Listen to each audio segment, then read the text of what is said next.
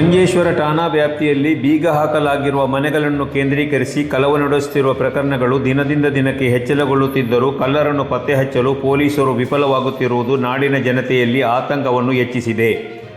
ಇದೀಗ ಉಪ್ಪಳ ಹಿದಾಯತ್ ಬಜಾರಿನ ಮಾಯಿನ್ ಹಾಜಿ ರಸ್ತೆಯಲ್ಲಿರುವ ಗಲ್ಫ್ ಉದ್ಯೋಗಿ ಮೊಯ್ದೀನ್ ಕುಂಞಿ ಎಂಬವರ ಮನೆಯ ಎದುರು ಹಾಗೂ ಹಿಂಭಾಗದ 2 ಬಾಗಿಲುಗಳನ್ನು ಮುರಿದು ಒಳನುಗ್ಗಿದ ಕಳ್ಳರು ಕಪಾಟಿನೊಳಗೆ ಇರಿಸಲಾಗಿದ್ದ 7.5 ಪೌಂಡ್ ಚಿನ್ನಾಭರಣವನ್ನು ಕದ್ದೊಯ್ದಿದ್ದಾರೆ.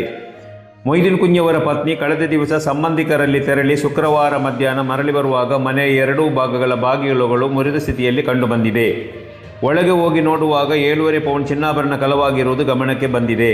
ಸ್ಥಳಕ್ಕೆ ಮಂಜೇಶ್ವರ ಪೊಲೀಸರು ಆಗಮಿಸಿ ಪ್ರಾಥಮಿಕ ಮಾಹಿತಿ ಕಲೆ ಹಾಕಿದ್ದಾರೆ.